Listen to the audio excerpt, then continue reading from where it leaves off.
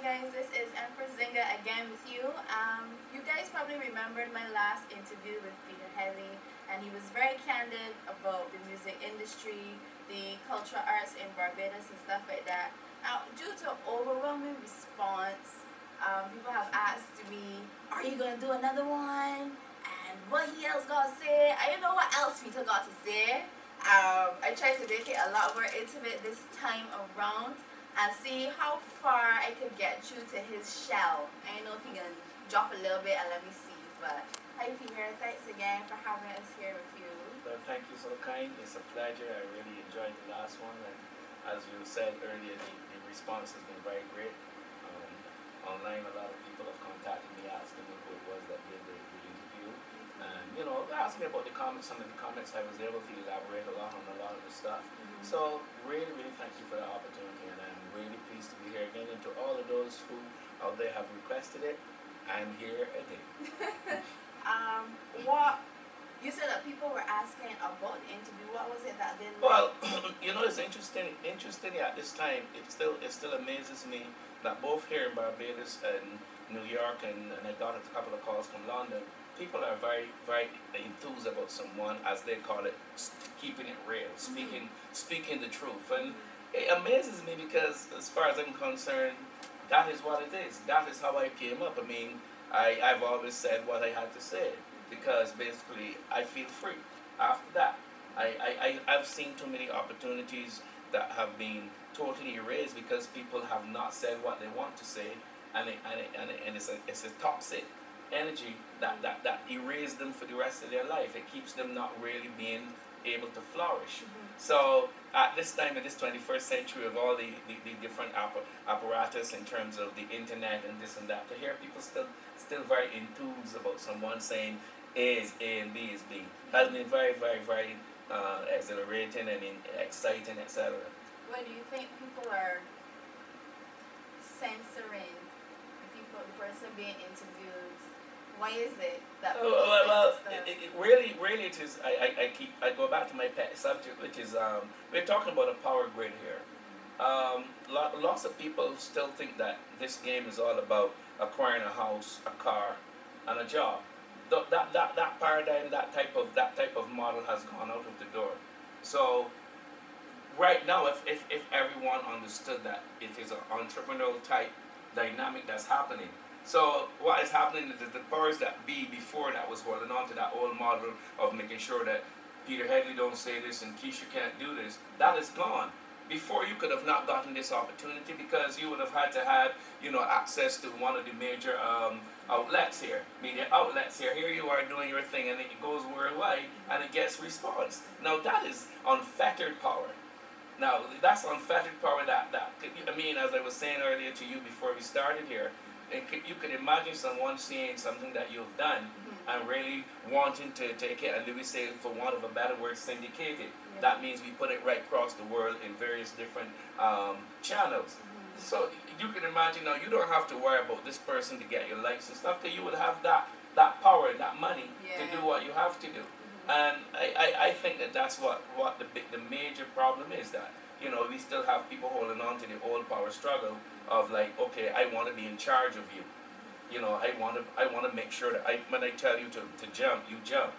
That is gone. That is gone.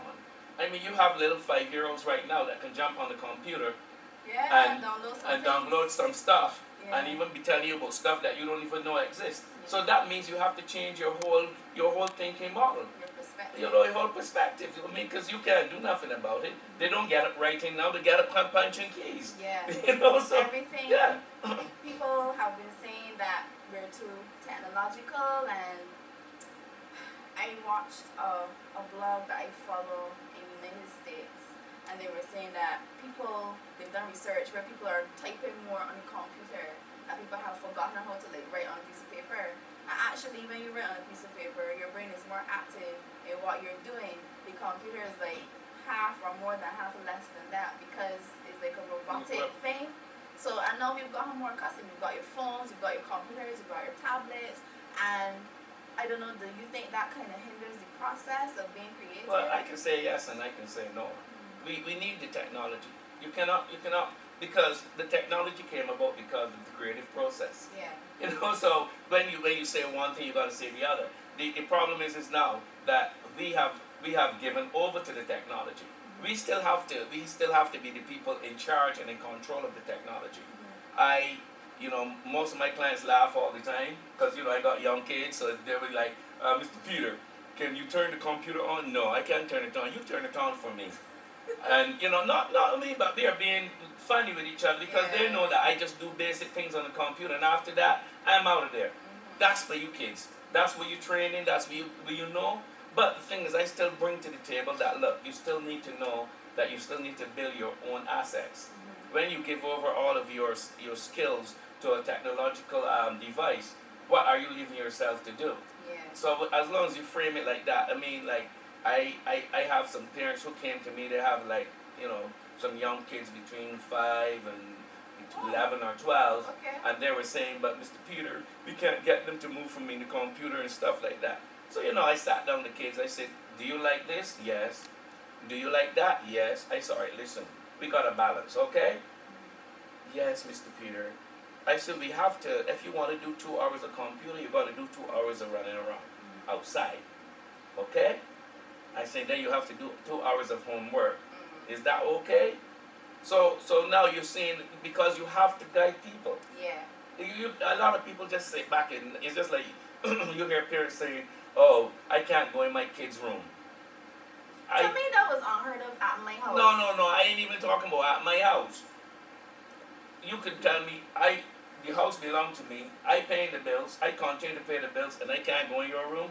I will take the effing door off. Exactly. Simple. You would sleep without the door on. Because that is why there's this proliferation of kids who are out there, in a different zone.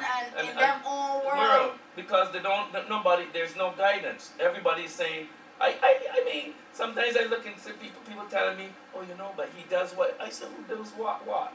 My cousin came up from North Carolina to go to school. He had his first degree in communications and he wanted to do engineering and production because he wants to do the music thing. And, a young kid, 23 years old. Okay. And, one day some of his friends came to the house and this guy, he's got his pants all down. So before he was, when the kid turned the lock, I could hear him telling him, listen, you got to pull up this because Pete don't play. But the guy thinking, I said, my man, stop. You can't come in my house looking like that, man. But I said, listen, yeah. 5 seconds later, the doorbell rings, and he got his, I said, no, you ain't got to pull your pants right upon your arms. But, you're not going to come in. You're not going to come in my house showing your underwear. I don't want to see your underwear. But again, as I said, I'm not trying to influence his lifestyle. I'm just saying this is my standard, and when you come around me, this is the standard you would adhere to. After that, you can go and do what you want to do. And we can apply that across the board. Okay. The thing is, it's not about trying to make someone believe that you are controlling them. But if you have a standard, you stick to it. If I can't handle the standard of the interview that you want, I don't do it.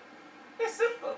It's nothing hard, and life will be much better. Yeah. But if you leave kids to do what they feel like doing, I dare a kid that I am paying the bills. I'm paying for your phone. I'm paying for your computer. I'm paying for your clothes. And you dare walk in and tell me any nonsense. Don't talk about hitting the body. I don't have to hit you, but when I finish with you, believe you me, you will wish that I had hit you. Because believe you me, you will wake up in the morning, the computer will be gone, all of your clothes will be gone, and then you tell me about going to school or going to, I don't care. That's your problem. I buy them. When you get to buy your own things, then you can start getting busy. But the problem is, I've said this in the States, and me and my wife continue to say this, we have given away to a lot of stuff. And it permeates the society. Yeah. The politicians don't even like to make certain moves now. Because basically, oh my God, we are going to hurt this body. And our countries, not only Barbados and the Caribbean, but most of the countries, that's why we are in the problems that we are. Yes. Not necessarily because any crisis could happen. You could have a crisis anytime. If you go back, for those who study the Bible, look at Egypt. 7 years of famine, 7 years of plenty. So it is not, this things is that nothing new. I'm dealing right now with a lot of kids and a lot of people are better communication because we don't talk to each other. It's true. We talk at each other, and we want to think that, And everybody thinks they're right. yes. But especially here in Barbados, I always say this here, every Barbadian is an expert at anything. Whether it just, look, if something just get invented 5 minutes ago and you ask the Barbadian 5 minutes later, the Barbadian will tell you he know. And he would proceed to be very argumentative about what the reasons. Now when you cut him off and say, but hey, he gets all annoyed, But this is a trait. We call it Barbadianas. One of the things that, especially with Miles and my other clients, that any of my clients that consult with me from Barbados, I always am very prime to let them know about their Barbadiana. Because it's not a matter of not acknowledging where you come from. But we cannot continually now isolate ourselves and think now that because we gotten a certain amount of dynamics that we can still behave how we like to behave and everybody has to accept it. No. That cocoon of standing, sea and sun has been taken away ever since. Yeah. And so when we move away that, we have to elevate our behavior also. We have to elevate our attention and our standards. And we cannot continually keep talking about we can compete and we don't want to raise our standards. That's the biggest mistake. I mean, if I can segue into the foolishness that's happening with all these people talking about they're getting deals and stuff like that. There's nothing wrong with saying that you're getting a deal, but there's a standard. It's just not that you just get out into the marketplace and you get a deal. No. And one of the things I was saying to someone at the mixer on Saturday night is that, look, one of the biggest problems that happens that even if someone gets some interest, or even if they get a preliminary demo dynamic or deal demo, they stop. Yeah. When you get to talk or dealing with a label, That's when you know have to work. That's when you know have to learn to communicate. And the problem is we don't communicate here. I can name names if I want to. Most of the artists in Barbados, if you call them that, as soon as you give them 2 ounces or 2 inches of information and attention, so they get large. They don't speak. They don't even want to speak to their own family. They don't even want to discuss nothing with their own family. Yeah. So then now you transfer that dynamic now on top of you want to go into the marketplace in a different world. You cannot change your behavior pattern in less than a year because you're accustomed isolating yourself. You're accustomed not speaking to certain people. Because one of the things that I've always said here about Barbadians, living in the States, especially in New York, is a very good dynamic. Because you could be sitting on the train with someone who's worth millions and you do not know. So if you look at that person and decide that you want to be very derogative, that person can get off the train, go into an office, and because they are who they are, they can have you taken care of in less than 2 hours. Because why? Because you look at them traveling on the train and you decided immediately that there were no person that you need to give any respect to. The other part of it, especially when we are dealing in the music game here, is that you go into a room. You don't know what connection each person in that room has. Yeah. So you have to understand your nuances. As I said, you can't let your Barbadianas come out because your Barbadianas initially sends the wrong message. Yeah. Because I can relate. Yeah, I can relate something. I was down in Manhattan, sitting at one of those bistros, having a little sip of coffee with a couple of my cats, and Barbadian guy I knew from every States, growing up and stuff like that. He saw me. He had not seen me in years, and and maybe you might gotta edit this, but I can tell you just how he said it. Peter Headley, alright, so man, will you walk till him? I see you. No, I tried my best not to laugh. But these guys got really serious. Yeah. Because he said, you want killing. So I had to try to explain to them that is a term that is used, but it is not meant to be serious. But that changed the whole tone in the afternoon. Oh no. Because they hear what I was saying, I could not even let him come to the table.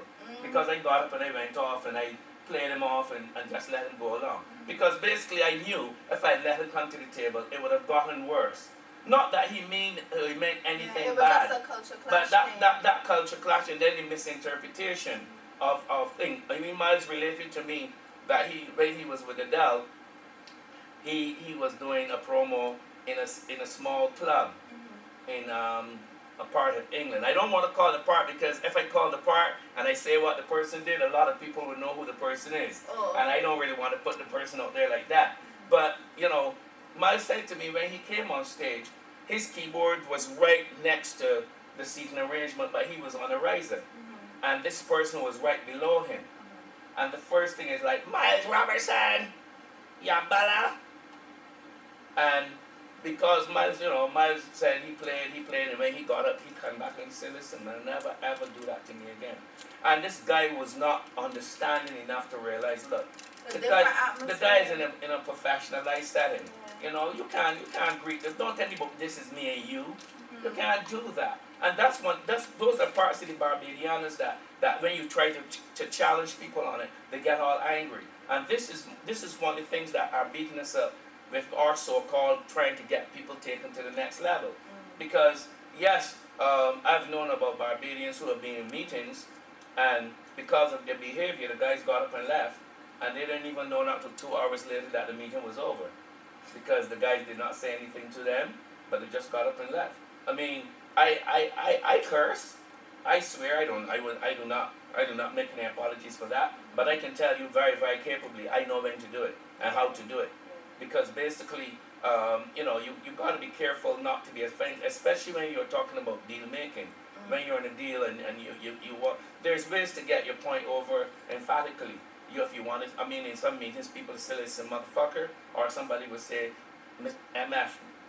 So you understand the nuances as you go into certain different elevations. There are nuances. So this is one of the problems I think is happening to us right now. In terms of everything across the board, not only necessarily the people who are faking, who are pretending that they're managers and that they know how to do deals and stuff like that. In other aspects of our life also, we are falling down very capably. We are falling down, but because we don't want to admit that, because we're still one of the things I've been saying to people lately, and I know I'm going to get lashes for it, and I know some people might want to. No, I know. Tell you the same Oprah. I will say it, but I'm saying I know you can get some lashes because basically a lot of people don't like to relate to what's in. I keep saying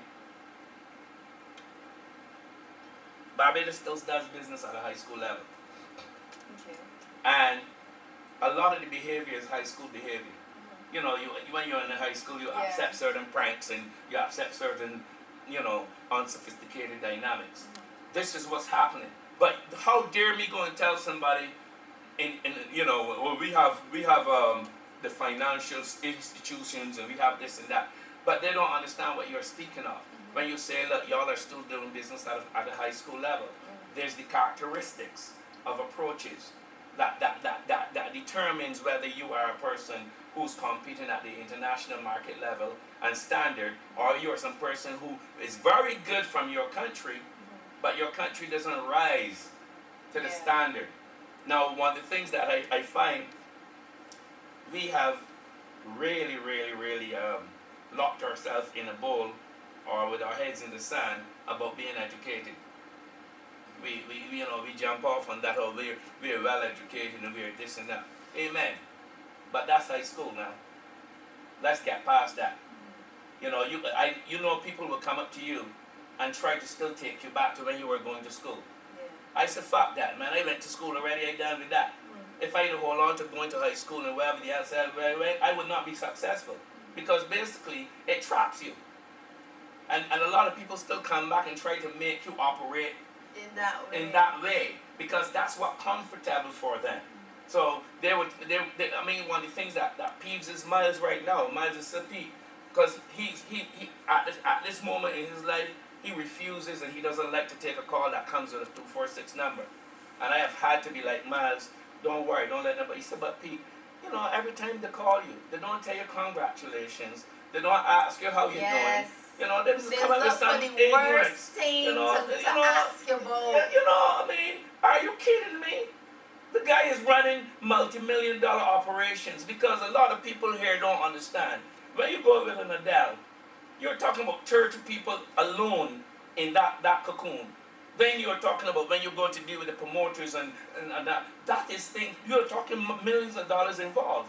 And if you're an MD, you got to be responsible for make sure that show don't drop that night. Because if that show drop and the tracks don't run right and this don't work right, that's millions of dollars that's lost. So we are here thinking, oh man, oh yeah, he's Miles Robertson, you know, so we know him. Somebody reached out to me and the first thing they tell me, well, you know, I know Miles. And so, because Miles told me, he tell him, look, I don't talk business. Talk to Peter Headley. And they don't want to perceive that, but I grew up with Miles. I know him, but he's a different element now. The guy is a musician. The guy is a businessman. The guy is running multi-million-dollar situations in terms, if we want to call it, upper management for somebody in terms of the international market. You have to respect that. But because we don't respect the arts, look, Rihanna made it big. Nobody in Barbados really respect Rihanna. No, they only respect she after she get home. But no, they didn't even respect her now. Why you say that? No, they would use her. Because now she have opened up certain doors and they can get a little something from it. But they really don't respect her. Because it ain't nothing to do with the quote-unquote name Rihanna. They do not respect artists. They news artists. It is convenient for them to make an artist do this at this particular time. And then afterwards, if you respect something, you will continue to help build it. You will continue to bring it to the forefront. But when you notice the convenience of when you use certain people, one of the things I've been saying, and I would really like to help forefront this. There's a lot of young, growing artists in Barbados. And you know what's hurting me? I don't want them go down the trends of the ones that before. Because the ones that before ain't got the spine. They ain't got the backbone. And all them interested in is when somebody could come and give them $5. And believe you me, they don't even get paid adequately. So, you know, and as soon as they get friends with two people that them feel that they're different to somebody else, they feel now that they're known. Yeah. So I'm saying to the youngsters, look man, don't fall into that trap. Don't fall into that trap of saying, because a politician speaks to me, that so something is going to happen. Stop that. Get your backbone up. Listen, I will say this, it might sound simplistic. The only reason you get to the top in this entertainment game is by having backbone. You have to have spine. If I had to tell stories of the lashes that come at Miles every day, a lot of people might hear Miles MDing for Adele, and now we're MDing for Alicia Keys. It is not an easy game. I have to be on my game every day because when Miles is in Europe, that means he can call me, 2 o'clock in the morning. He can call me 4 o'clock in the morning. I mean, one of the things that he keeps saying to other people, he said, look, Headley, I don't know how Headley sleep, but I know he does sleep. But you can never call Headley and get him answering groggy. And I can't understand that. He said, I don't care what time I call Headley, wherever I'm in the world, he answers like if he was waiting for that call. Because again, basically, you have to be prepared. You got an artist out there or a client out there, you cannot send off your weakness. And that's where I have been ranting and raving. If you want to be a manager, get yourself in order. And look, I can call names, because I want them to sue me. Because you know what I said? If they sue me for libel, I good. Because then I can say what I want to say. They can't stop me because the judge is saying, Your Honor, they have sued me for libel already. But it done gone on? No, I will then be able to say the real stuff that I want to tell them. Because a lot of people over here get away with a lot of crap. And nobody did. I call it there's no enforcement dynamics. When we live in the States and stuff like that, we cannot not pay taxes. That's true. We cannot not pay Don't taxes. Pay garbage. You understand? We have to pay. Look, when Miles first came up against, he thought that it was just one tax. I said, no, we pay city tax, we pay state tax, and we pay federal tax. So yes, you can pay your federal tax, but if you don't pay your city and state tax, they're still owed. And that's how the artists usually get into the trap of bankruptcy. Yes. Because it adds up and it adds up Look, and it adds up. We have a situation right now where Miles only worked twice in Los Angeles, in California, and there's a thing. Even if you work for $5 in California, at a certain time you got to pay $100 in tax. Now, so when he first got the information, he was like pretty, like Peter. I said, don't worry about it. Pass it on to the tax attorney, because one of the things again that a lot of people don't understand, I can keep my game cool and keep it to a minimum because I outsource my stuff.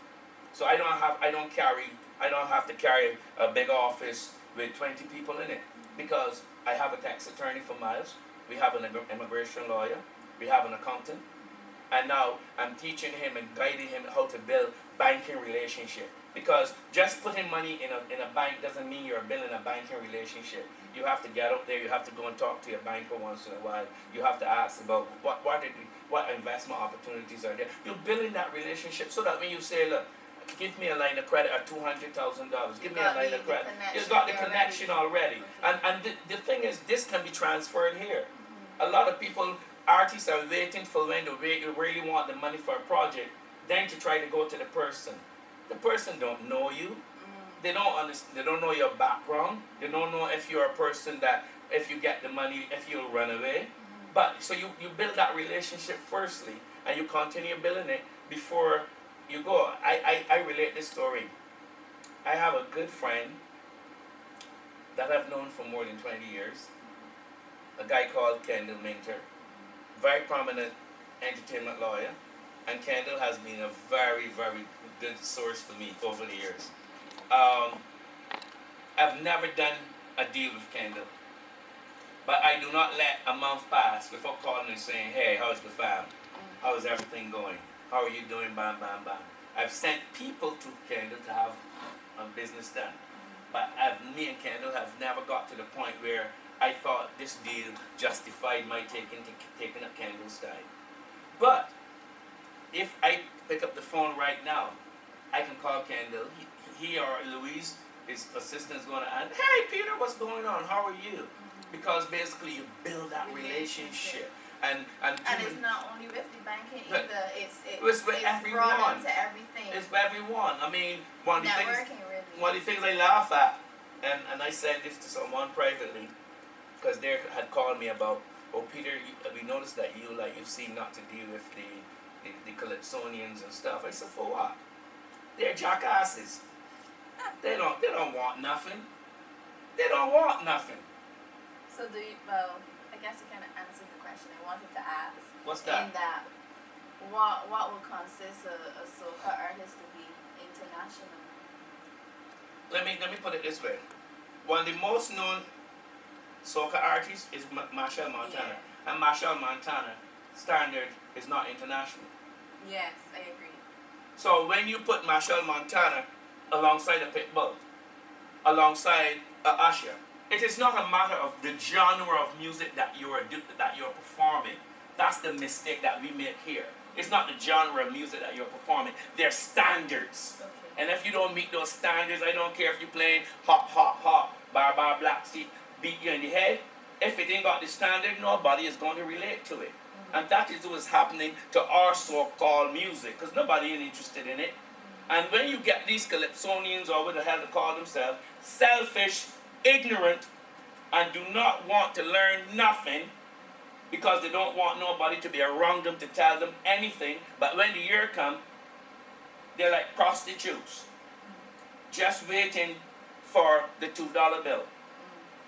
Just waiting for the $2 bill.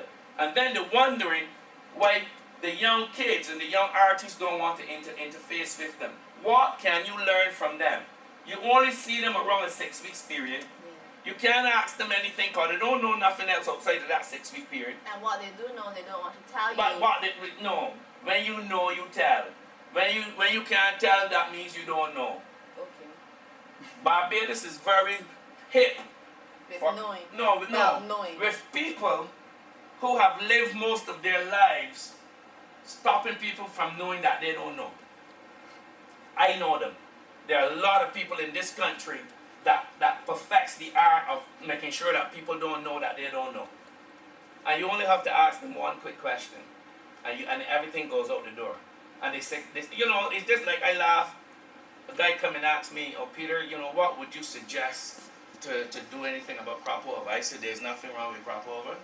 Oh, but the collectors, I said, well, I'm interested in them because them ain't interested in themselves. Look at crop over. The numbers may vary as to who's saying how much is generating. So that's a up for debate. That's cool because that happens. But at least they say more than $80 million comes back every year from crop over. Where does it go? So it doesn't matter. It goes to who it has to go to. It matters because it's an artist. No, you are not a crop over person. Let's be real.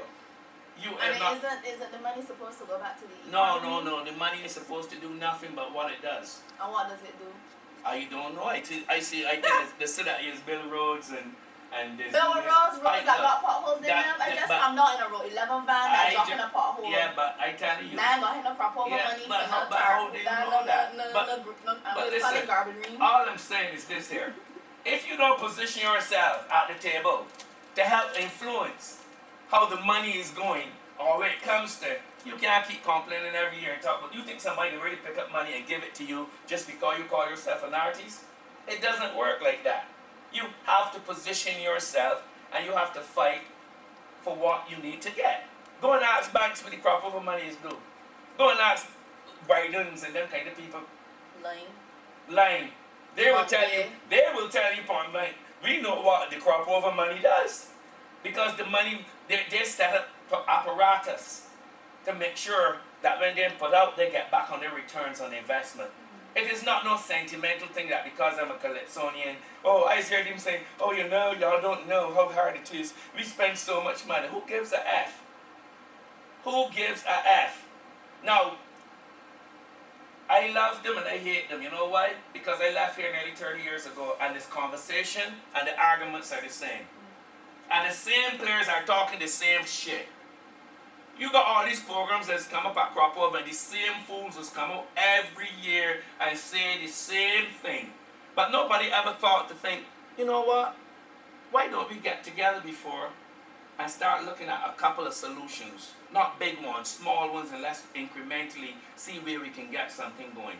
Because if you're talking about you're putting out this amount of money, you're putting out it, learn how to better maximize your thing. And I know, as I said, I can get lashes.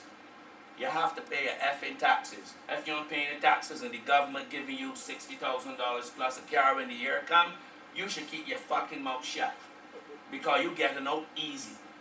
You getting off easy. Because when we break it down now, for those who gonna want to get busy and quarrel, you are saying the government should be doing this and doing that because you're an artist. But you're not paying no taxes and you're still using the roads, you're still using whatever infrastructure there is. But notice, whenever you get $5,000, you keep all to yourself. The only time you spend money in the government and get some is if you go somewhere and you buy something that has a VAT dynamic on it. So you it's hard to look at it one way and say, they don't do this and they don't do this. They don't want to deal with me. Because believe me, I will make them millionaires, but I will kick their ass. Because the problem here, we have a good plan in terms of the crop over, and there are certain elements of it. And I'm talking about the Calypsonians. If I had run the crop over, I would shut them out. I would tell them, y'all are going to do what y'all want to do. It doesn't matter. So what elements of crop over do you like? Right now, masquerades. Believe in me, if they can take even half of the money that they spunk into talking about this Calypso's foolishness and put towards masquerades, they will see the jump off. And I can speak authoritatively because when you go to Brazil, when you go to Brazil and you see people come not because of them, but that. They come to see the parade, the costumes, the elements of the country that you will not normally understand. And that is visual art that is tied into the culture of the country. Thank you.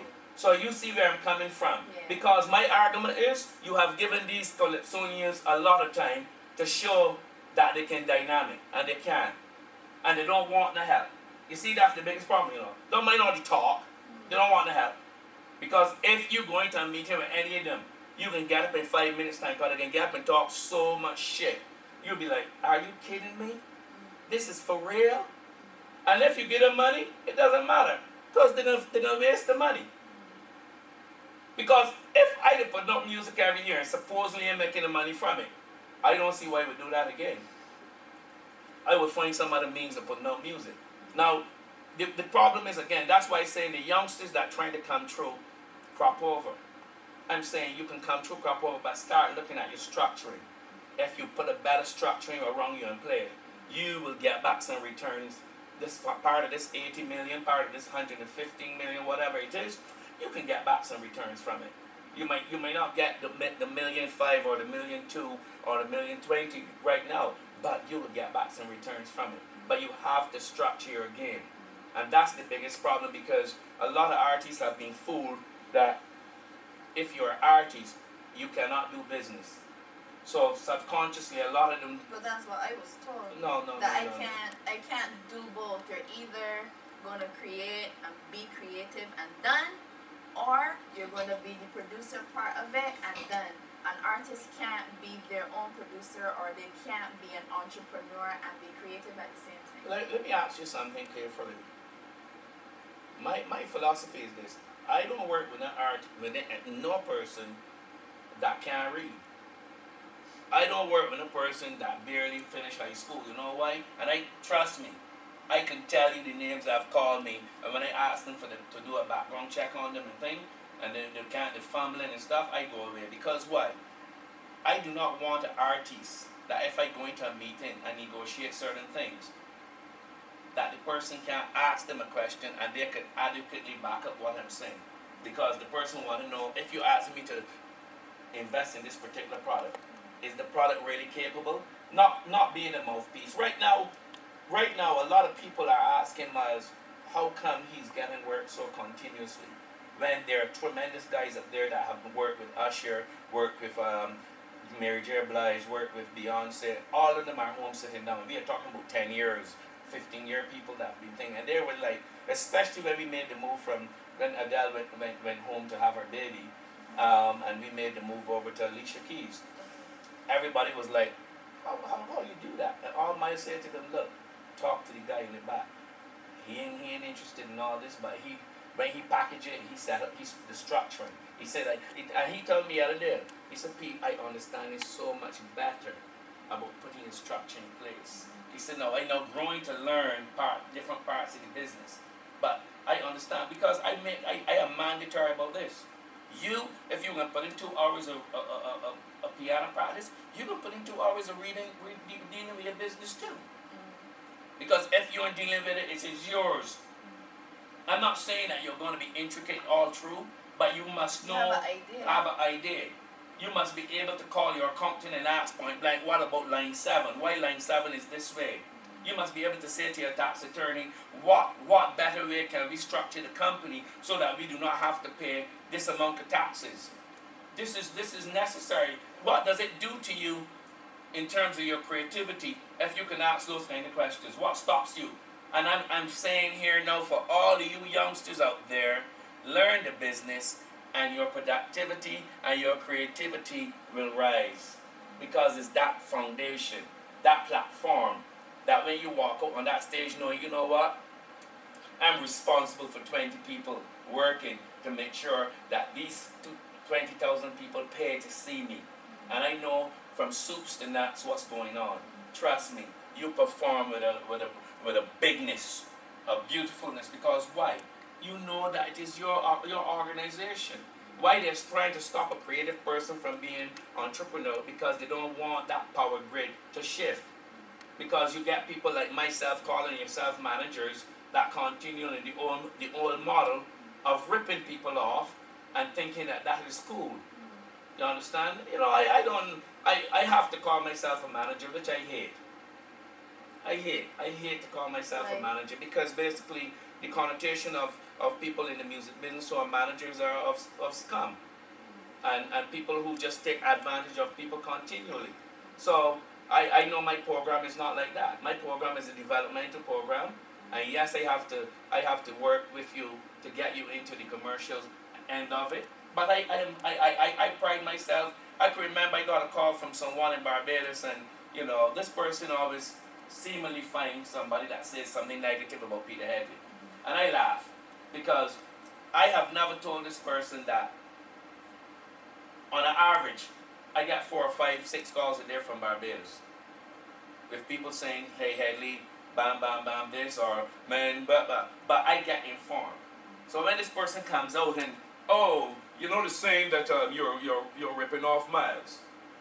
So Miles was home a couple of weeks and I mentioned it to him and he went ballistic.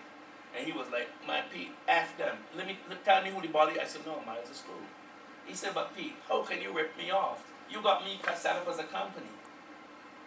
And everything goes through the company with the tax attorneys and stuff. I said, but that's what I'm telling you. I just tell you to show you where these people still are. Because they're still at the level of a manager taking up the money and going in the back and conking and saying, well, look, here we pay out everybody and then you don't get, I barely get back $1 for you. They're still at that level. And that's where they want to keep you all the time. You got artists that if they have to go and perform, and the NCF does this every time. And a lot of other people here, 5 minutes before you got to go on stage, somebody puts a paper in front of you to sign. Yes, that happened to me. But what you do? 3 times. You do not sign it and tell them whatever you want to you do. I don't give a shit. That happened to me. But that's what I'm talking about, the disrespect. That's what I'm talking about, disrespect. It doesn't mean about whether they can pay you. It's about they don't want to respect you in terms of what you do. Because if they respected what you do, that contract will be in your hand a week before to be vetted, to be looked over, so that you can say, I do not like line 1, and if I can't get line 1 rectified, I don't know if I can do this gig. You got people still want to hire somebody to play, and they get paid 6 months later, and it's very fine with them. Now, I don't have a payment structure with you. You're not one a supplier of me, so why should I wait six months to be paid by you? There's a difference if when you have a business you got, this is my 30-day supplier. So you know, 30 days I got to pay this bill. This is my 60-day supplier. 60 days I got to pay this bill. You're an artist. You just hire me one off. But I must come, bring my services, provide my services for you. You get the benefits of my services right there, but now I got to wait 6 months for you to pay me. And if I ask you for my money, it's a problem. That is disrespect. So then what do artists do? I mean, I might be naive in asking this because I don't know. You are an artist and you are in Barbados and there are not a lot of avenues in this entity, in this country. Along with that, there's a recession. So you are at the mercy of waiting to be paid for your art. It's all you want to do, but you ain't got no other choice. So what should you do? Just walk away? Well, I don't know if you have the money to pay me. That's my specialty. Right now they're calling me the turnaround king. Okay. Because that's why everybody is asking how I can keep my people working in a recession. Because it's about studying the market. It's about studying the trends.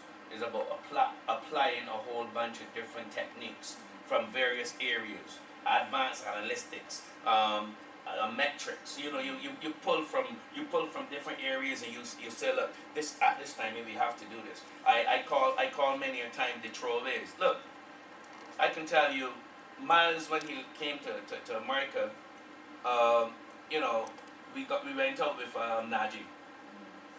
So that was cool. But then after Najee, there was going to be a lull. So I said, hey, let's get in the clubs. So Miles went in the clubs for a year, playing for tips. But it was not about the money. It was about building your craft and your exposure and learning techniques. Because one of the things a lot of people don't understand, you can play good, but can you play professionally? And for those in Barbados who call themselves professional, no, you are no professional. You just don't do nothing else. That is not professionalism. Professionalism is a mentality. It's an attitude. You understand? And most of the cats here that call themselves professional can't even rise to the occasion. They're very good amateurs. And they got people that ain't even good professionals these days that will kick their ass when they come in. Because there's a different animal of standard. You understand? So to not speak to your question, because I'm not going to answer it, because that's me, you will have to start paying me. So, but I will speak around it and let you know that if you cannot sit down and look at the opportunities that are available, there are opportunities available. Look, one of the good things that I'm looking at right now, and I've always, and I would always give homage to it, because it helped catapult my clients, Alex and Corey and those boys, was Mahalia Corner. Mahalia Corner was a good entrance for them, and fortunately, and I have to give public thanks to Gilbert Rowe. He came down. I invited him to come and see them. He came down. He saw them. He thought that they were adequate enough, and he put them on jazz. That was a very good opening. Okay, so I'm saying that you have to develop an entrepreneurial spirit. You have to look at avenues that. One of the things that I think is killing a lot of artists here, whether they're visual, whether they're spoken word, whether they're thing, you're confining yourself to a particular just parish dynamic, which is the Christchurch St. Michael dynamic. Nobody is exploring the outside, because everybody wants to go where they think is glamorous. Look at the Gap. The Gap is closing down fastly. Yes. Rice just closed down like a week, 2 weeks ago, and that was a place that you could go for any type of music at any time of the week. And now you go in any Gap now, and like this place shut down, and this place shut down, and this place shut down. But this is where RT should have understood the business dynamic, because if I was living in Barbados, I would have promoted artists to let's get together years ago and start looking at purchasing a place. It might take 10 years, but it doesn't matter. You would now have somewhere that you know you can expound yourself. And if y'all had a place, yes, it can do live music, but also you can bring a look at these spoken word crowds. Yeah. Those are some major crowds. And it died off, but now it's coming back, and I find it's a lot more fierce than basically before. There's a market there that a lot of people underestimate, because we are looking for the glamour. We are not looking for the practicality. And we don't like to build nothing. We like everything to happen at the same time. So we are not building. We are not interested in building.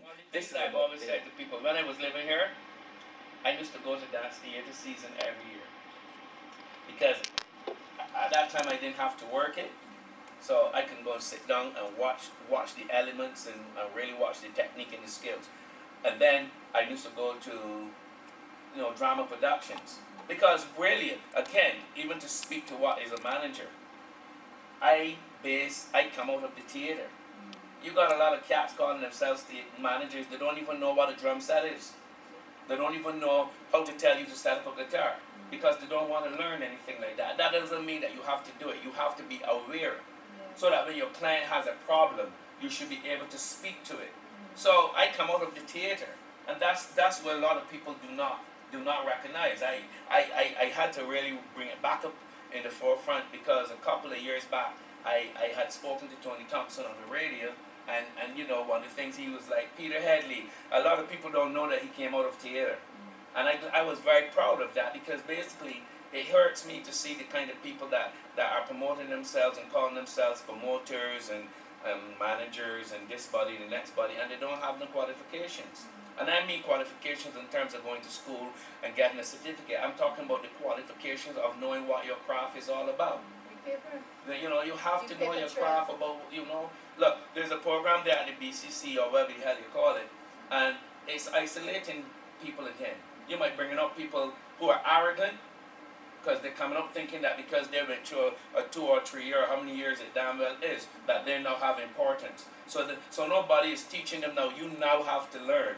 You now have to build your communication skills. You now have to learn how to get up there and integrate yourself. There's no reason why when all of the festivals, whether it's Crop Over, through any festival in Barbados, we should not have a cadre of people coming out of the BCC theater thing that's working various elements of the production for free. Yeah. For free. Because you don't know anything. Yeah. So you need to come and learn. I will give you milk and biscuit money. Because basically, we have this arrogance that these people are coming around thinking that because I just come out of BCC in this place, you have to pay me. No, I'm paying you with the opportunity of learning you something. Now, what I might do is have you merge what you have brought to the table with my operation and let's grow. Yeah. One thing I will never forget, reading a book on the Rolling Stones, and I'll never forget this piece. 1972, Rolling Stones was going on tour, and Mick Jagger reached out to a guy called Peter Rudge. Anybody can go on the internet right now and punch in the name Peter Rudge. Peter Rudge at that time had just left Cambridge. Okay. And Mick Jagger said, I want you to come and work my operation. And Peter said, well, I don't know nothing about the music. You see, you don't worry about that. You will learn about this, but you bring what you know to the table. And years later now, Peter Rudge is one of the biggest store people in the world. That is what I'm talking about. That is what I'm talking about. And that's why I say we don't have artists here, because they don't have no spine. They can't hire nobody properly.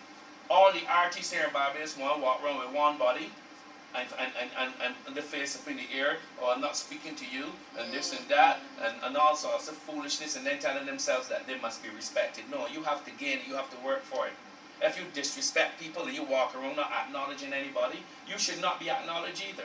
That's why they have to walk around and tell so much lies. And then who lives down the line? The artist has to live down the line because the manager's going on.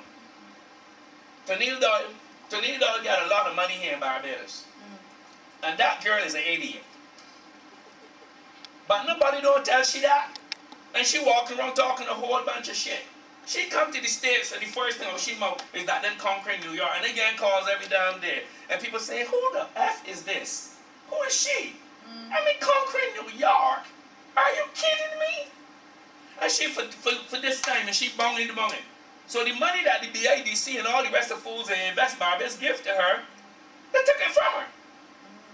But who is the casualty here? Who's the victim here? Highlinton. Because whether he's right as an artist or not, he did the right thing in trying to get someone to help guide him. Yeah. Unfortunately, he got the wrong person. I can say it. I can say it. Because it's time that somebody tell these assholes that when they effort people's career, there should be something done about it. Especially in a small country where most of my taxpayers' money have gone to you and there's nobody asking you to account for where the money gone to and what has been done with it. Are you kidding me? And you still walking around thinking that you're somebody big and nobody wants to say nothing? Come on now. And that youngster's out in New York hiding and freaking out. Why? Because he thought that his career would have been moving a certain level. He entrusted it to someone, and what happened? It messed up. And he's such a fool, he don't even want to speak to it. Because again, they don't have no spine. One thing I can assure you, we can sit down here in Barbados and talk about how educated we are and how better we are and things. Go around their rappers. They might not got a high school diploma, but believe you me, they will eat you when it comes to their business. They got spine. They might not be very sophisticated, but believe you me, they know how to ask the questions. And if they don't know how to ask, they call somebody and say, hey, listen, I'm dealing with so what do you know? That's the difference. That's research. Thank you. They have to go to school to know. Thank you. Thank you. How many artists in Barbados interchange? Look, this is the dynamic. Artists is thought about managers, and managers is thought about artists. So when you get together, you artists, or you get together with Alex and Corey, so Alex, what artists do? That is what artists do. You understand? That's what artists do. It didn't mean nothing wrong.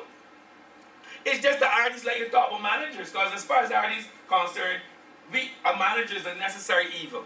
You know, that look, the God be there, but the difference is now, when you exchange your information honestly, now you learn to grow. It is not a matter about what I want to let nobody know that nothing happened to me. You need to let somebody else in somebody's business or something like that. It is not.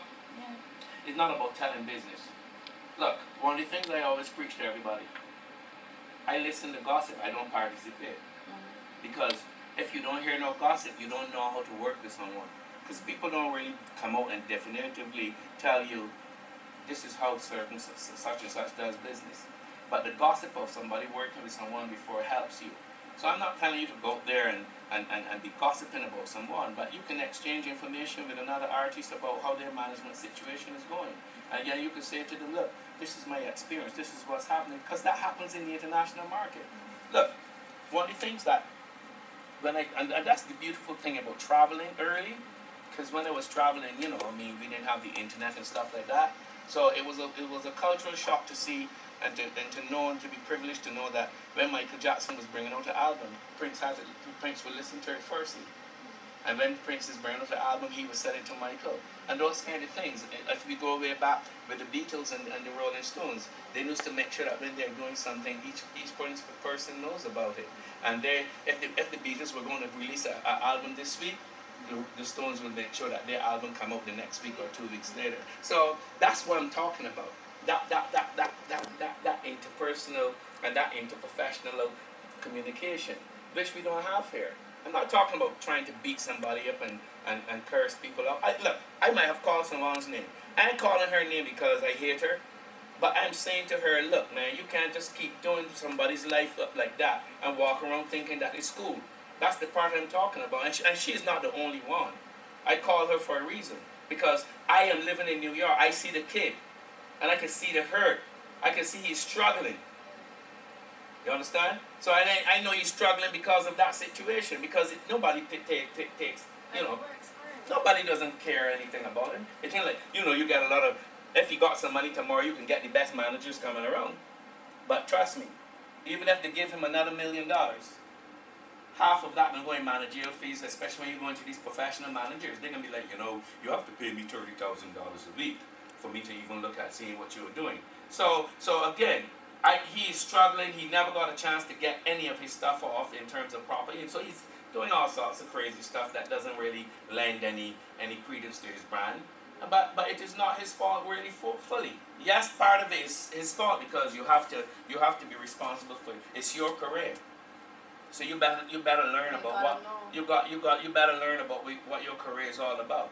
One of the things that amazes me is that when I first started talking about music business management and stuff, and about 25 to 30 years ago, a lot of people talk all sorts of crap because they never wanted to admit that they didn't know what I was talking about. So they never took it to ask me a question. So here I am. I'm in Barbados and I walk around after time with my chest up in the air because, that's Peter Headley, he knows about the music business management. And if you want to know anything, you talk to Peter Headley. So, I walk around chest big in the air, head really huge and stuff like that. But I got an opportunity to go off to the Atlantic Music Business Institute. Shock one, boop, pull up. You really ain't know nothing. You were reading a lot of books. You were reading a lot of magazines. But you don't know. Now, the caveat is that not that I didn't understand the inner workings of the game because I only read a book. I didn't have any practical dynamic of making that merge. What I'm saying right now, there's a practical dynamic. People are much more open and much more understanding of what you can talk about being in a music career. But the problem is, now the opposite is nobody don't want to learn what it is about. Everybody just wants to get in. People, I'm a manager. What are your qualifications? And I'm not talking about educational. What qualifies you in terms of knowing about the industry? What have you done? That it is not about done alone. What qualifies you in knowing about the industry and the inner workings to help my career? That's what artists must do. You cannot let nobody come to you and talk about being somebody to control your career and do not interview them. Ask questions. Don't care whether they get mad or not. I don't let nobody tell them, I put in money in you because no, you don't put in money in me. You invested in a career, in a project. If you didn't see it need that you could make money from it, you would not put it in. So let's dance differently. But the thing is now, if the artists are coming to the table and they don't have an understanding of what the structuring is all about, that money is going to go down the drain, which has happened to a lot of the cats right here now.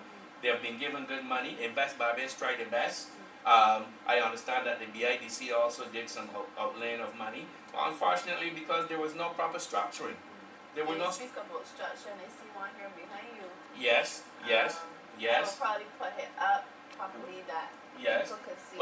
Well, okay. 'Cause This you is have- the normal. This right now is the normal thing, but we especially in this day and age, because of the changing of the thing, we would take out a lot of different things, but it is just as we show, the artist is the owner.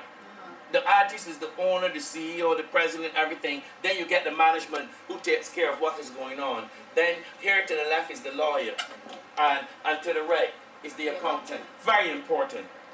Because the lawyer takes care of your legal stuff, and I talking about the management and everything. Because the lawyer have to make sure that the management is doing the right thing in terms of the legal stuff, and then your accountant make sure that your money is in the right place. One of the areas that we should have brought here and put also is the business manager. Okay. The business manager underneath the accountant is who makes sure that everybody is paid adequately. But you do not have to start out there because you will not have the funding to do that. But I'm saying as long as you have an understanding of everything in its place. Right. Believe you me, you will start doing your thing much better. And when I say accountant, I don't mean somebody that just work at Cave Shepherd or NHS, but they think, no, they have to have an understanding and the nuance of what entertainment is all about. Because if you don't have that, they will cause you problems also. If your business manager doesn't have a certain dynamic about understanding what's the payment structures and certain things. I will never forget, a couple of years ago, I read a lot. I don't force that on anyone. Everybody doesn't read. But I do a lot of reading because I do a lot of research. And one guy came to me talking about, Mr. Headley, you've been recommended as someone to talk to about management and stuff. And I said, okay. He said, I got a rapper, blah, blah, blah, blah, and this and that. So I listened to him carefully. I noted his word of choice and stuff. Then I said to him, look, my man, you really should read. Because if you're going to meetings and guys are bringing jargon to the table and you don't understand, there goes, at least 75% of your deal. Because one of the things I always tell anybody, contracts are words. Yeah. When you see the numbers, don't worry about the numbers. I know everybody's going to say, yeah, boy, they said they gave me $5 million. But you got to read before you get to the actual $5 million, and then you got to read after the $5 million, because when you finish, the word it says, thank you. You may only get 1,000. It's language. Contract is language. That's one of the things I said on the radio program last week. I said, ask any of the artists that their people are purporting that they get these contracts if they have a copy of these contracts. Yeah. Because you should have a copy of it. Yes, you should. You should be able to read it over. You should be able to have it vetted properly. And even when the deal is done and you're not doing anything, just reading that contract will give you a better structuring for the next time around. Because there will always be a next time around if you're creative. Now, if you're not creative, there's not going to be a next time around. You have been fooling yourself. If it is inside of you, and everybody, one of the things I've always said, I know I could not be a drug dealer. Why? Because I ain't got that spirit. Okay. I ain't got that spirit. Hey, it did nothing, don't care. Right in school, I could not be a drug dealer. That ain't me. That is not my forte. I know a lot of drug dealers, both here and internationally. Because in the business that I deal with, you got to come across these guys. You got to know what they're about. But one of the things I capably knew is that point blank, I can give this here. Before I left Barbados, I was doing something for a cat. And supposedly, the advice I gave him helped him. So this is what he did. He came by my house today and said, Headley, hold what? I can't remember if it was a quarter pound of marijuana, whatever. He said, man, hold that, man, and do what you can do with it. So I looking at the shit. I ain't smoking no more. I left school ever since and I stopped smoking marijuana. So I had a cousin that I thought was a hustler. So I called him and said, look, man, this guy just bring this in for me. If you could sell it and give me a couple of dollars, be cool. So I see a couple of weeks going by, and the man passing my house, he ain't saying nothing. He kept thinking. So one day he said, but so and so, what happened? He said, man, I smoked that, yeah. All right. He smoked every piece. So I said to myself, well, I ain't know how to. No, but I can say these things now because look, one of the things that you gotta know is know what you're capable of and what your spirit is. That's the biggest problem. A lot of these people who call themselves managers don't have managerial spirits. You have to have the spirit, then you got to put the research in to help build up what you're dealing with. One of the biggest problems is that people do not understand that you have to turn your hustle into business. Yeah. You can't keep hustling all the time. Yeah. You got to someday structure it into a business. And that's why I leave here, and when I come back here, I try to go by the beach, not only to have a swim, but sometimes to observe who are the new beach guys. Because, that's a fascinating dynamic. Yeah. Because I see the kind of business hustle that they perpetuate. And I watch it. I was like, wow, so still around. They have 5 more jet skis now, and they have 6 guys working for them. So I watch that because that is a drive that before I left Barbados, I always used to observe. I watched that. I go into nightclubs, and it used to fascinate me how the beach guys were able to pull all these chicks. And they're so aggressive in terms of making sure that they get this chick and they get the other chick and stuff like that. That's something that I used to watch and stuff like that. When I get to the States now, you see it in a different way. If you read the 50 Laws of Power by 50 Cent, he would indicate to you that yes, he used to do drugs, but then when he translated and went into the boardroom, it was the same hustle, it was the same aggressiveness, it was the same thing, but he now realized he had a foundation. I'm not saying, please, I'm not advocating that you go there and do drugs. I'm not saying that. I'm just saying that you use whatever dynamic and base you have to use building. One of the things that I find here in Barbados is that everybody think they can get up in one morning and become an international person. They do not want to work here. They don't want to go into the nightclubs and the hotels. And look, the hotels are not paying a lot of money, but trust me. But it's exposure. Not exposure. Nobody ain't getting exposure. You're building your craft. You get time to practice and grow. You get your craft growing. It's not all about the money. Look, I mean it's all about the money. I have told someone, if somebody call you at a hotel and tell you, I can give you $500 a night for 4 nights a month, that's $2,000. But you can get guys who, man, me, I ain't gonna can't pay for that. But no, that's one hotel. So because you're playing at this one hotel, the next hotel hear you and say, look, you know what, I like you. I can give you $500 a night for the same 4 nights. So now you're doing Tuesday nights, 4 nights a month, Thursday nights. That's $4,000 a month already. That's more money than you make than somebody else that doing secretarial work or but no, it's more money than you're making sitting home, complaining and talking about nobody don't like me and that nobody ain't doing nothing for me. You get up and you make your moves. You look, one of the things that was beautiful for me is a couple of years ago, I was doing some work with the World Music Institute, and we went to the Upper East Side to some theater to do some work for somebody that was coming in, and at that show was the guy who played Herman Munster. Yeah, and he was up in age and stuff, and he just came and we started chatting, and one of the things that he said to me that I always remember, he said, lad, always keep your feet moving. Oh man, he don't know what he did for me when he told me that, because what he was saying, don't care what happened, keep moving, keep it going, keep getting something happening. Don't always wait around for A, B, or C. Try to get to E, F, G, H, I, J, K.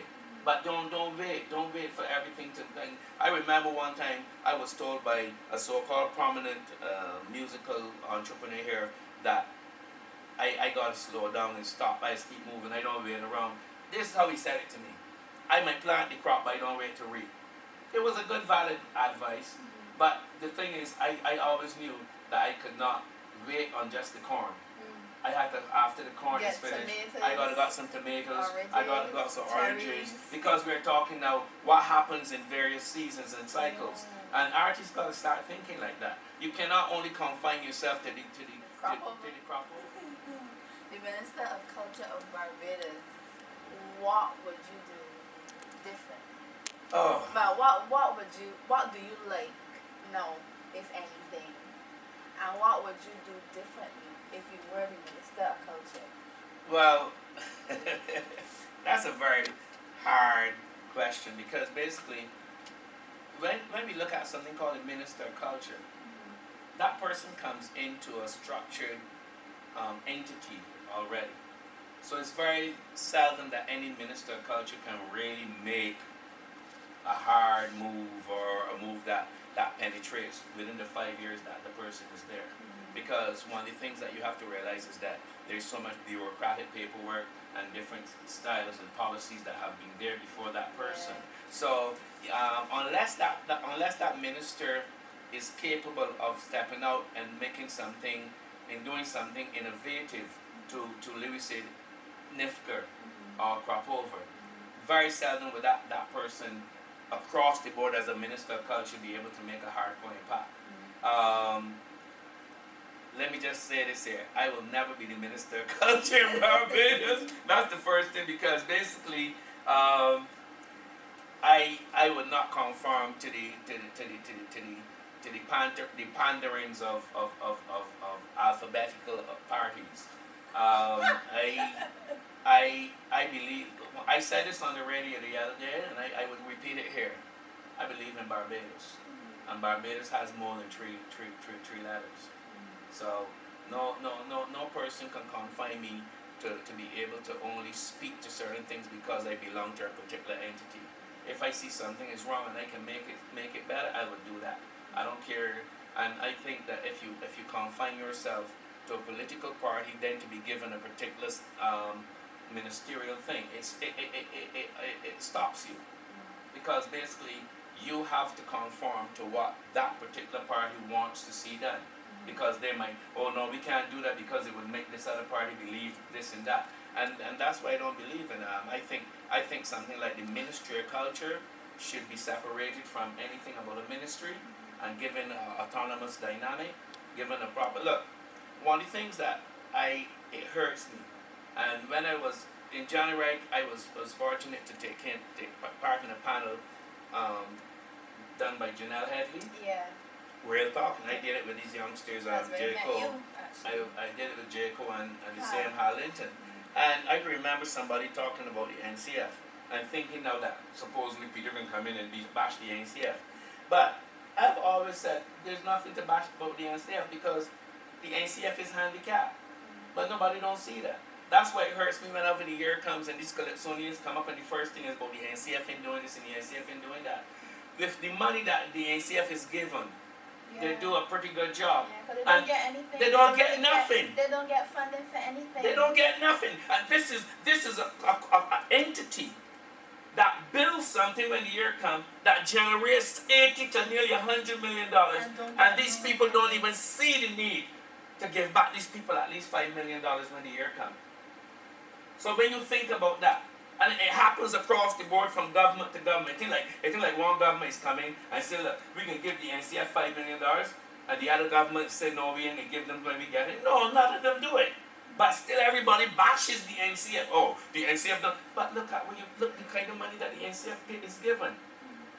But look, because of Crop Over Festival that is planned, the operational dynamic is they have a structure for then that. what happens? But you think that they get back. And if that was private dynamic, they would have to see returns. Yeah. They would have to see a return on, look, we planned this, we execute it, hey, this is what we should get back.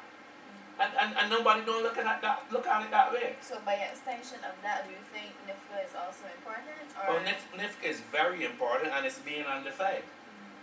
Because the media does what they do, but you don't see the kind of hype around NIFCA that you would get around Crop Over. And it's necessary that be given its proper props, because it is a good life bed. is a very good life bet. And I don't know how much more you can continue to keep exposing talent and then don't put a good structure in place to help the talent grow from where you found it. And that's the biggest mistake we are making here. And I'm not talking about a government structure, because most of the people in the government arenas do not understand what to do about the arts, because it is not their fault. They have never been educated or given the opportunity to understand what the arts can do for an economy. Even the people that are touting this cultural bill right now don't know what the arts can do for an economy. Because the model that they're presenting it in is not going to allow it to blossom. And even if you put out a cultural bill at this present 2012, 2013, you're not going to get any returns from it, not till 2018, 2020. Yeah. Because basically, and what they're doing is just policy. Yeah. It's just policy. It is not a hardcore operational dynamic as to if we infuse $5 here, here's the return on the investment. It is not that. No, and there's no disrespect to anybody who's trying to get the cultural bill going and stuff. But we gotta grow up now. We gotta leave high school. You know, because basically this is just high school dynamic continually. Oh, you know, we are doing the cultural bill, and then we want the input from you. And when the input comes, what happens? Because the input is not practical. You still have to go through all of those things to stops you and obsticate you from really getting what you want done. So until that happens, where you can see a clear path, and everybody is scared. Nobody don't want to pull the trigger and say, look, you know what? Let us approach ABC, and as government, we're going to put $15 million. So to put $15 million, and we're going to start from there, and we're going to start looking at, well, I don't know what you want to call it, a cultural this or a creative this on top, and try and let me see what can happen. And bring in competent people and stop this foolishness. We cannot keep throwing off talent and do not elevate the talent from talent to skill, and from skill to money making, to monetizing. It has to be that processing. That is a 1, 2, 3 hit. You have talent, you develop and you elevate it into skill, and skill makes money. Talent don't make money. Anybody got talent. Everybody around the corner got talent. But if you do not know how to hone it into a skill and then to monetize it, you're just like the pig. You put him in the mud, and he just goes wrong and wrong and wrong and wrong. He shits in the mud, and then he goes wrong in the mud again. And then when he can't find nothing to eat, turn around and eat the mud and the shit. So you don't go no further. Should politics be disjointed from the arts? You can't ever have that done. Everything involves politics. You and I here talking is politics. Government ways. Okay, great. Nice question now. No, because it is still necessary to one of the things that living in the States teaches you. You have enforcement regulation. Here, you know, we don't have very much enforcement regulations. And I'm not talking about the police turning up and pulling me out and saying, Peter Headley, you said this on a this and that. That's not enforcement. The policemen are to enforce, you know, the structure of traffic and going after people who do something bad. But you can't expect them now to police intellectual properties and creative dynamics. That's not their forte. They don't have that. But if you have to now develop an entity that understands how to enforce. When you're saying this is the cultural policy, this is the creative policy. If you contravene this is what's going to happen. So you need the government. You need that government political dynamic there. But I think that there should be there for regulatory purposes.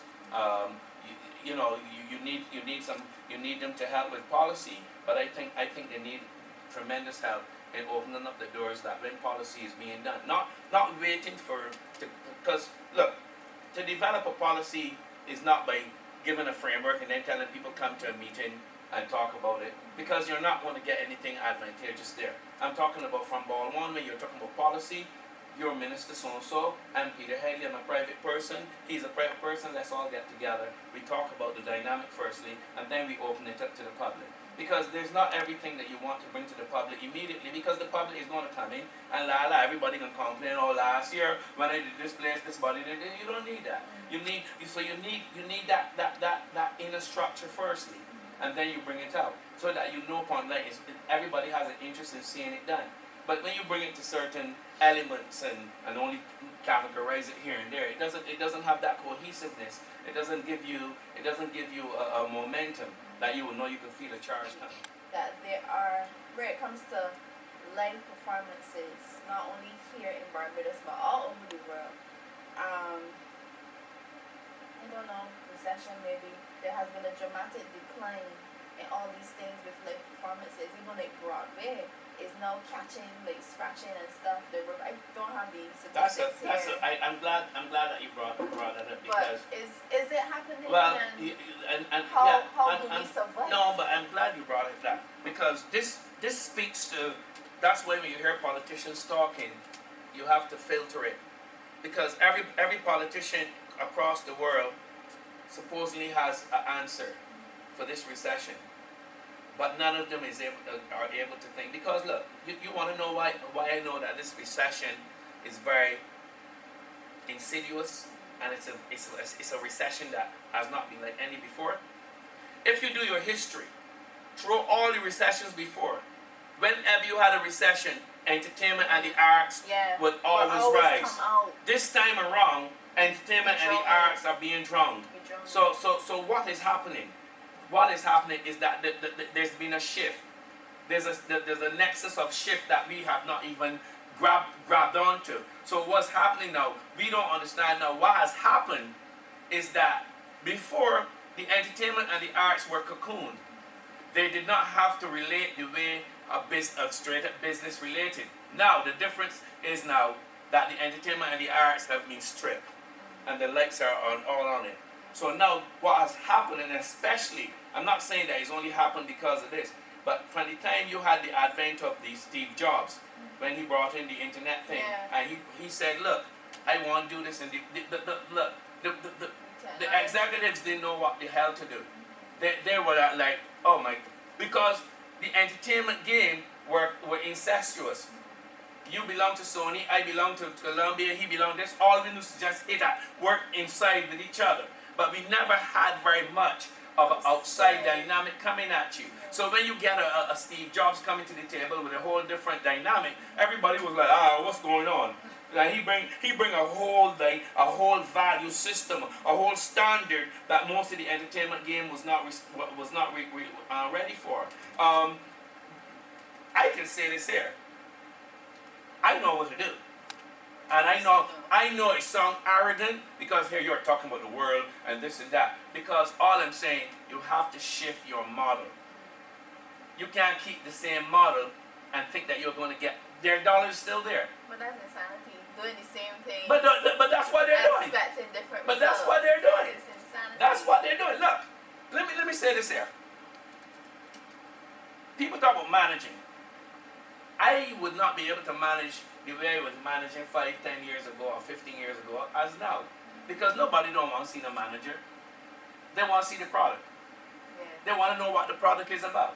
So how do you do that without and still maintain your strength and let the people know that I'm still here for my client? So now you have to be able to take your client into meetings with you and let them be seen. Now they're seen, they're not heard. But you want to be able to let people know, look, I'm not talking in a vacuum. No, the client has to be able to answer at least two sensible questions. Because basically, if the client can't even speak properly, people will be like, the manager is speaking well, but the product, I don't know what the product is saying.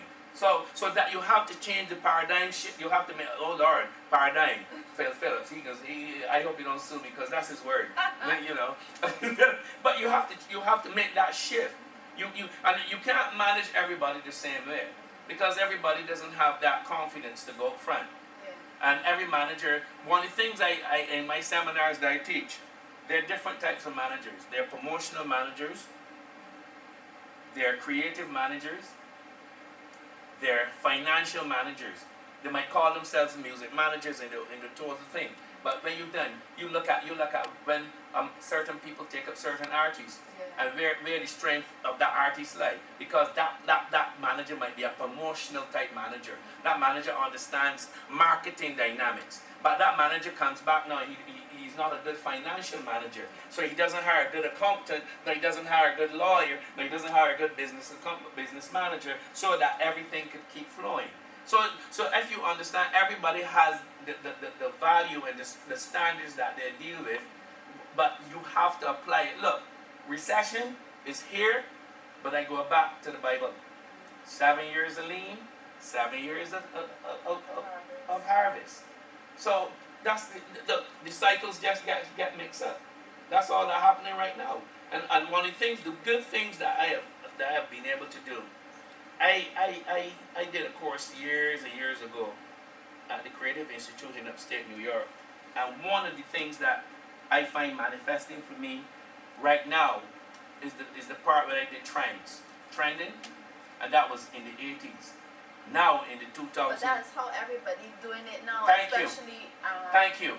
Technological Thank you. ways. Everybody's be like, even on Twitter, there is a specific column on what is trending on Twitter. Yeah. So look, even Moses laughed. Moses said, Headley, because we deal with Seth Godin, very good blogger, very good person to log into. Bob Leftex, very good person to log into. These guys are too crafty. Those are the money. They're right up there in terms of blogging. I because of the upcoming election, I got hooked into Nate Silver. A good guy. He was a guy that really called the shots in terms of what was happening and the percentage that Obama was going to win by. I broad-base my things, because basically you got to look at, that's the only way you can keep your plan going. Because if you got to look at which part the best avenues are at the moment. You cannot look to the traditional avenues. One of the good things that we have here, man, we can do so magnificently here. But everybody just still want to hold on to the old things, and that's the biggest problem. They might be gushing words, but really inside of their spirits, they don't want to leave the. Because it's comfortable. It's what you know, and people are afraid of what they don't know. So yes. They might not want to break away from it. But you have to take that first step. Otherwise, you can still be here next 10 years talking the same thing. But that's what's happening. I tell you, 25 years ago, if we can go back 25 years and listen to the garden programs during crop over, it's the same shit that they're saying. They don't change nothing. They talk the same nonsense. The same people come on every year talking the same thing, quarreling about the same shit. But they don't. But nobody does anything. There's no solution dynamic. Oh, you know how much money I had to spend in my album? That's your album. That's your problem. Nobody is stopping you from spending money. You still want to spend money in it. If you're spending money, you're getting any returns. But you know the problem here in Barbados, especially the Calypsonians, they are liars. They always complain about how much money they ain't making because they don't want to pay the taxes. So they don't want nobody to know I really bring in $40,000 or $50,000. That's what happens because they don't want to pay no taxes. They don't want to pay no people around them. So they're always lying about, okay, man, you don't know how hard it is. Liars. But in a Swiss account somewhere. They ain't that heavy. They don't give them that prominence. What Swiss account with them? They might miss. They may go and miss account, right? On a Swiss account, no Swiss account. They may that sophisticated. Because basically, they always walk around thinking that they're the smartest bears in the world. So they think that nobody don't know anything about them. Because we are so stupid that we think that, long as they don't tell nobody that he just make $5,000, nobody don't know he make $5,000. That's why there was a thing. Look at what happened to the reggae industry. The reggae industry get disseminated in terms of the states. Why? Behavior, attitudes, and not paying the taxes. So what happened? Because a lot of it was drug dealers putting on shows. So drug dealers pay through cash. Yeah. So these guys would come into the States, get $60,000, $70,000 and roll back out. No taxes to nobody. Now, check what the IRS did. They institute something called a withholding tax on the promoter. So when you do a show, they know that, hey, you can pay he whatever you want to pay he. but believe you me, we can take it out of you. So automatically people want to go and make sure, listen, my man, you can go and hold back some of this money to pay taxes. Because basically, then all of us from the Caribbean thinks that we are the smartest bears in the world. So we can go anywhere, get into anybody's system, trick them at it, and we walk around with ourselves. Yes, we can do that. But how long are you going to do that? How long are you going to do that? Then it stops you from being at the table properly. Because we don't have the time to get into the WTO and those kind of areas now that because of certain behaviors, when your government people have to negotiate, these things are brought to the table. One of the things I've always advocated is the soft power that America uses. A lot of people always talk about America's military might, but the military might is only activated within certain frameworks. But the soft power of music and entertainment and the films keep coming at us every day. So we don't even realize that is where we are really grabbed. It's not about whether America can send somebody and bomb us in half an hour. It is that this soft power that they have penetrating into us, the music, the language, the clothes, everything. But Fashion and film and the gadgets are the things. Thank you. Those are what is making the money. Thank you. Now. But I'm saying it's also penetrate our psyches. Yeah. It's also, but the other thing that artists here in Barbados do not understand, the reason why you're not getting a lot of people coming out as regular as you can, because you don't have a standard, as I said before, because people are on the internet. People are getting DVDs of how concerts are produced. And they're on TV and they're looking and seeing this is the quality. When they come on and they see a local artist, they might like the local artist. But inside them, they're saying, I ain't seeing the quality. Because innately they have been tuned now because they're watching DVDs, they're watching the internet, and they know, well, look, this should be a quality of this thing here, better lighting, a better sound system. A lot of people said that about the Rihanna concert when they came down here, and a lot of my tech buddies, like IGM guys that worked there as well, they was like see the lighting show, and not only the show itself, but how they were able to pack up and pack back down in like 30 seconds. Thank you. But the next day, they gone. Thank you. You didn't even know nobody was in Kensington. Because they are professionalized. People was gone. And they practice it. Yes. You don't come on and set up my system and I don't see you. No. I want you to set my system, pull it back down. We timing you. I do that with my kids here. It's only two of them, guitar and drums. But you can play all day long, but you don't know how to set up your own equipment. So now, yes, let's practice it. They realize that as soon as they start learning how to better set up their equipment and bringing it down, everything raises. Their way of operation raises. Because it's a psyche. In Barbados, we think that, we don't practice nothing. It's about practice. Every time you do something, it's about practice. It's practice. I tell you, it's practice. That's why you see I don't stop nobody from coming through to me. I don't care what you're talking about, how you're talking about it, I will listen. Because basically, when I keep my game going, when I go into a real hardcore meeting, I've got that muscle. That muscle has been growing all the time. Artists in Barbados that you really like you find that they're growing or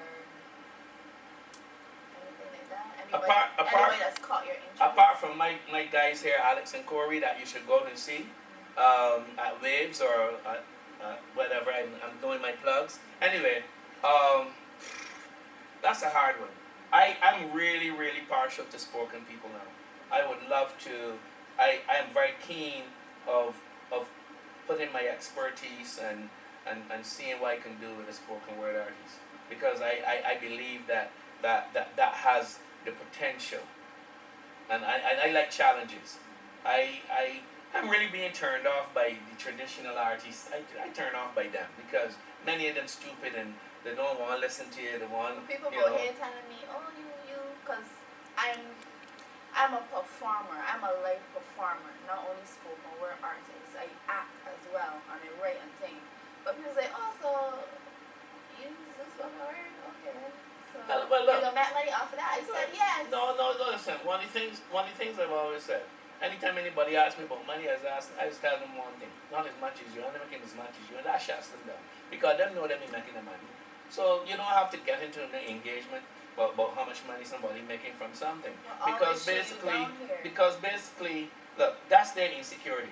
You can't worry about nobody's insecurities. I never worry about nobody's insecurity. That's your insecurity. That's your problem.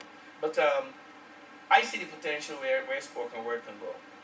The problem is to get the spoken word artists not to walk in the same model that As- that have preceded them from these Calypsonians and the other fools that's running the gap and do all that foolishness. There has to be a different model, and believe you me, if you can set up that different model and you can live it, there's so much money that can be made.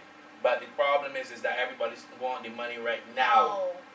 They want the money now. The money is not going to come now, but it's not going to come 10 years from now. It's going to come within, I always say to people, within 6 months to a year of doing certain things and fitting on them, trust me, money start rolling. Money start rolling. But it's a commitment. You have to be committed. And you have to, one of the things, you have to love it. You have to love it. And don't, one of the things I always keep saying, my wife have a saying, she's telling me, I still liking you. Why did you before you even like me then love me? Call you as follow to love. Yeah. But when you're liking this bro. Who was the most influential international artist you've ever met? Oh wow. Face to face. Well, Or my my influence and that's why you call it mentor was Morris White from Earth, Wind and Fire. And that was facilitated, that meeting was facilitated by a very good mentor of mine that just passed away 4 or 5 weeks ago, a guy called George Ware. When he passed away, he had elevated himself to be called Papa Yabafe. He's a Hogan in the Voodoo religion. And he took me under his wings even before I left Barbados. And man, yeah, you know, he took me under his wings, and when people in the here are telling me shit and talking a whole bunch of assery, that guy took me under his wings. I thought I did tough. I thought I was a gangster. He showed me how to be tough. He showed me what it was to be a warrior. I am able to talk to certain people now because he introduced me to the Clive Davises of the world. He introduced me to the Morris Whites. He took me to all his meetings and I sat down and I listened to him structuring deals and stuff. And so Morris White, that's the best influence because basically Morris White reached out to me when I was 15 and a half and sent me information about getting Think and Grow Rich, Napoleon Hill, this business of music, Good News Bible, that kind of stuff, and that set me on this path of not only music journey but a spiritual journey, and that's I can say primarily that's been the best influence for me. Hey guys, thanks so much for watching the video. I really do appreciate the support. If you haven't yet, could you please subscribe and share to everyone if you've liked anything you've seen here. I'm also on Facebook and Twitter, so you could check out my fan pages. I also have 2 YouTube channels, so if you would like to subscribe to either of those, it's YouTube / Empress Zingha Vlogs, which is mostly for my interviews with artists, etc. Or you can go down below by YouTube / Empress Zingha, which is mostly my personal vlog on issues that I think are pertinent and I need to talk about. So thanks so much again for supporting me, supporting my channels, and I'll see you guys very, very, very soon in a video near you.